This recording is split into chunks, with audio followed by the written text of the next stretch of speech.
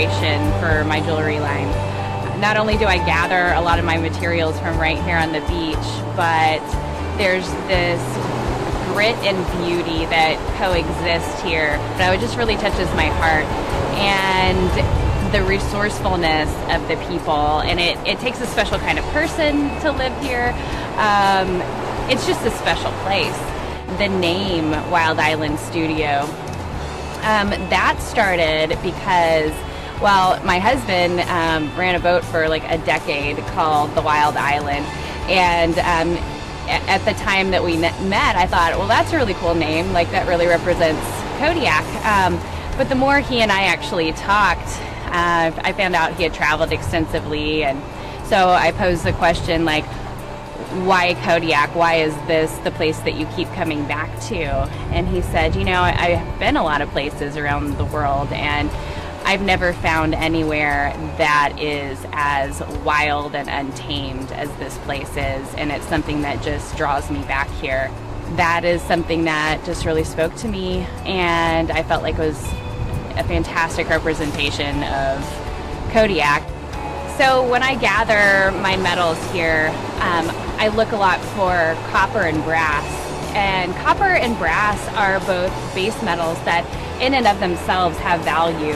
This little piece of wire, copper wire, has value just because of what it's made up of. But it's been used in an industrial way and then discarded at this old dump site. And what I really find interesting and that I'm actually really passionate about is the idea of taking something that's been thrown away, that other people see as junk, that's been discarded, and really breathing new life into it, giving it a whole new purpose and a whole new meaning, and something that actually even elevates the value of what it was originally created for. This is personal for me. When I first moved here to Kodiak, I felt that way. I felt discarded. I felt like my worth was extremely low, and I went through a tough time. But I found a lot of healing here, and one of the things that has been a theme has been redemption and transformation and having a second chance.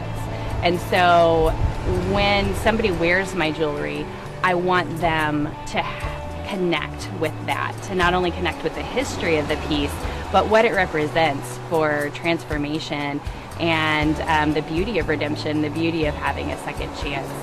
And it's also one of the reasons that I have partnered with Priceless Alaska.